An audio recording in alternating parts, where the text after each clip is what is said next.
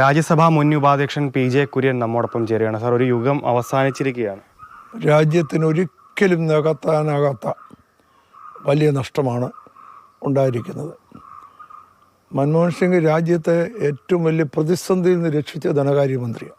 രാജ്യത്തിന് ഒരാഴ്ച പോലും മുന്നോട്ട് പോകാൻ കഴിയാത്ത സാമ്പത്തിക വ്യവസ്ഥ അദ്ദേഹമായ ഏറ്റവും വലിയ പ്രതിസന്ധിയിൽ നിന്ന് ഇന്ത്യയെ രക്ഷിച്ചു. അതുവരെ ഇന്ത്യ നടന്നിരുന്ന നയത്തിൽ നിന്ന് വ്യത്യസ്തമായ നയം ധൈര്യമായി പ്രഖ്യാപിച്ചു. അദ്ദേഹത്തിൻ്റെ ദീർഘവീക്ഷണം അപാരം. അദ്ദേഹത്തിന് ഉറപ്പായിരുന്നു ഈ നയമാണ് രാജ്യത്തെ രക്ഷിക്കാൻ പോകുന്നത്. അങ്ങനെ അദ്ദേഹം ഉദാരവൽക്കരണ നയം കൊണ്ടുവന്നു.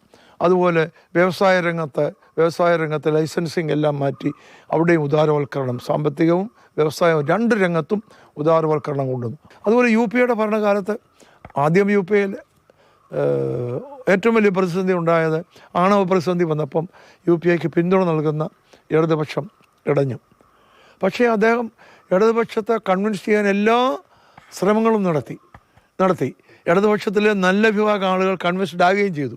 പക്ഷേ നേതൃത്വം വന്ന് ശക്തമായ നിലപാടെടുത്ത് പിന്തുണ പിൻവലിച്ചു.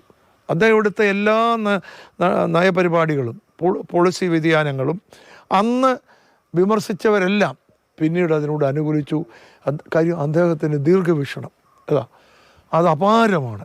രണ്ട്, അദ്ദേഹം നിലപാടെടുത്താൽ ഇതാണ് രാജ്യത്തിന് നല്ലത്. അദ്ദേഹത്തിന് എന്ത് എതിർപ്പുണ്ട്, വിമർശനം ഉണ്ടായാലും അദ്ദേഹത്തിൻ്റെ പേര് മോശമായാലും അദ്ദേഹം പറയുന്നില്ല. What is best for the country അവിടെ ഉറച്ചു നിന്ന മഹാനായ, വാസ്തവത്തിൽ അദ്ദേഹം ഒരു സ്റ്റേറ്റ്സ്മാനാണ് എന്ന് പറയാൻ എനിക്ക് സംശയമില്ല.